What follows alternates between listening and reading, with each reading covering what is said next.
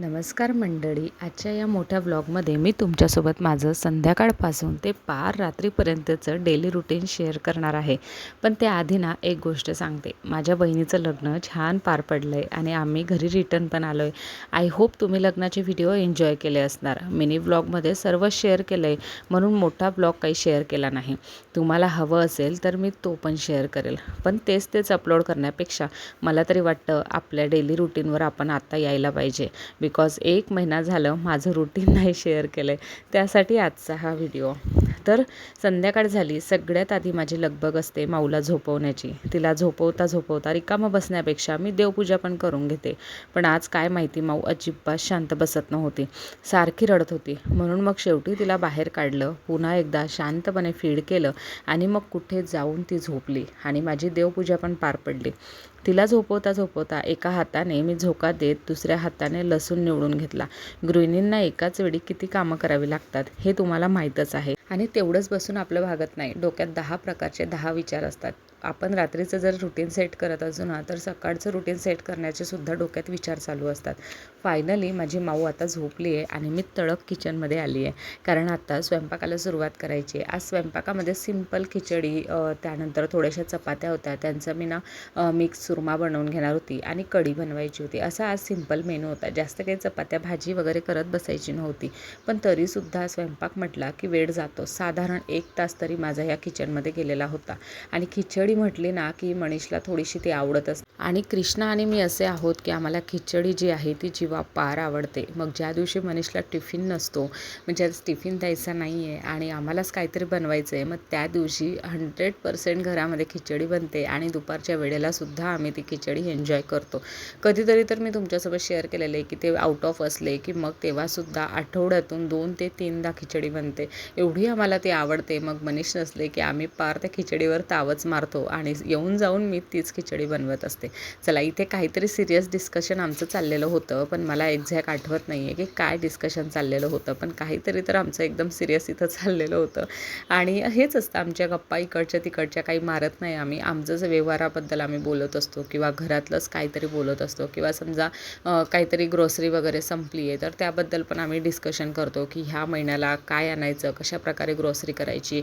हे सर्व सेटअप आमचं चालू असतं. आणि मग तेव्हा जे आहे ना सगळ्या प्रकारे लाईन लागत असते आणि आपला जो महिना आहे ना तो कशाप्रकारे काढायचा आहे याचंसुद्धा डिस्कशन आम्ही करत असतो. सर्व काही आपण प्लॅन करून केलं ना तर आपली कामं जी आहेत ती खूप इझी होतात आणि जे काही आपले पैसे वगैरे आहेत ना ते पण जास्तीचे कुठे जात नाही. म्हणून आम्ही याचं कुठं टाईमपास उभं असलो की आमचं डिस्कशन मेन मुद्द्यांवरच असतं.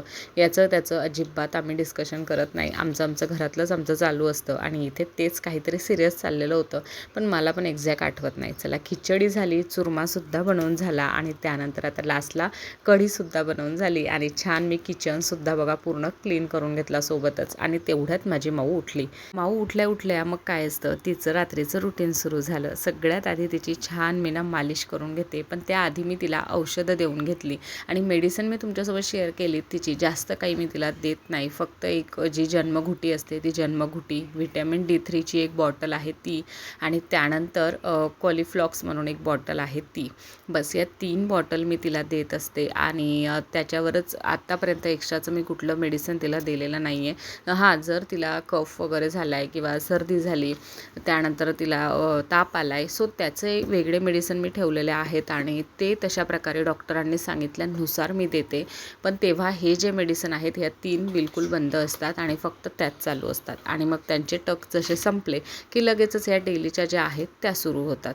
आणि अशा प्रकारे मी तिला मेडिसिन देत असते. सो तुमचे डॉक्टर ज्या हिशोबाने बाळाला सांगतायत औषधी देण्याचं त्या हिशोबाने तुम्ही देऊ शकतात. एखादं बाळ खूप वीक असतं, एखादं बाळ खूप स्ट्रॉंग असतं, त्यानुसार त्याला मेडिसिन सुरू असतात आणि तुम्ही डॉक्टरांच्या सल्ल्यानुसारच बाळाला मेडिसिन द्यायची. मी असं देते म्हणून तुम्ही द्यावं असं मी अजिबात सांगत नाही आहे.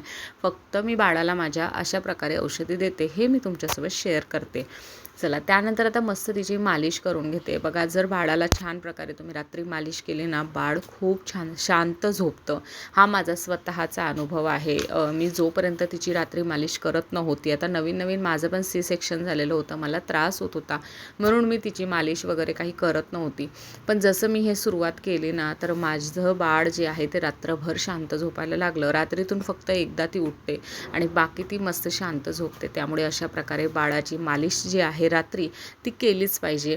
त्यानंतर मी पुन्हा तिला फीड करते. आता मला तिला पोटभर फीड करायचं आहे, कारण ते आता रात्री डायरेक्ट 3-3:30ला अशी काहीतरी उठेल. फक्त 15 मिनिटासाठी उठते आणि परत झोपली की ती सकाळी उठेल.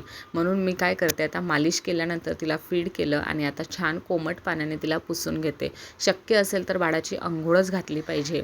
पण बऱ्याचदा बाळाला सर्दी होते. बाहेरचं वातावरण बघून बाळासोबत आपण काही ना काही एक्सपेरिमेंट जे आहेत ते केले पाहिजे. सो अंघोळ केली नाही मी इथं बाळाची, कारण बाहेर थोडंसं थंड वातावरण होतं.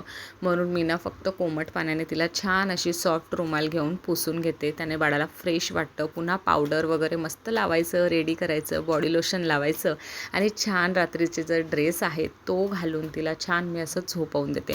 रूममध्ये मी रात्री अशा प्रकारे अंधार ठेवते. एक छोटासा बारीक बल्ब चालू असतो, जेणेकरून बाळाला समजलं पाहिजे की आता रात्र झाली आणि आपल्याला झोपायचं आहे. अशा प्रकारे मी तिला झोपवते आणि आता मनीष तोपर्यंत जेवण करून घेत आहेत. म्हणजे आता त्यांचं जेवण झालं की ते माऊजवळ येतील आणि आत्ता मी जेवायला आली आहे. माऊ तशी झोपलीच आहे, पण कृष्णाने तिला उठवायला नको म्हणून तिच्याजवळ तिथे बसावं लागतं. जेवण वगैरे झालं आणि आत्ता वेळ होती किचन आवरण्याची. रात्रीचं किचन मी कधीच घाण पडू देत नाही. मी अजूनसुद्धा, माझी माऊल एवढी लहान आहे तरीसुद्धा मी रात्रीचं किचन आवरूनच झोपते. मला 12 वाजले, 1 वाजला तरीसुद्धा.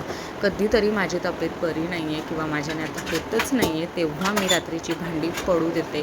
नाहीतर मी किचन पूर्ण क्लीन करून घेते, भांडी वगैरे सर्व आवरून घेते. आणि ही एवढी भांडी साचत नाही, पण तुम्ही बघितलं असेल कढी गॅसवर होती तेव्हाच माऊ उठून गेली, म्हणून माझी स्वयंपाकाची भांडी जी आहेत ती राहून गेली. नाहीतर मी स्वयंपाक बनवलेली भांडी आधी घासून घेते, म्हणजे जेवणाची भांडी जी आहेत ती खूप कमी निघतात. सो हे अशा प्रकारचं माझं संध्याकाळ ते रात्रीपर्यंतचं रुटीन असतं. पूर्ण रुटीन जे आहे ते सेट करून ठेवलेलं असतं. कधीतरी माऊच्यानुसार आमचं रुटीन जे आहे ते चेंज होतं, बाकी रुटीन जे आहे ते ॲज इट इज असतं. सो हा असा छोटासा ब्लॉग, आय होप की तुम्हाला खूप आवडला असेल. व्हिडिओ आवडला असेल तर प्लीज व्हिडिओला लाईक करा, शेअर करा, सबस्क्राईब करा. तुमचं असंच खूप सारं प्रेम माझ्यावर असू द्या. भेटते लवकरच पुढच्या व्हिडिओमध्ये. तोपर्यंत bye bye. Thank you so much for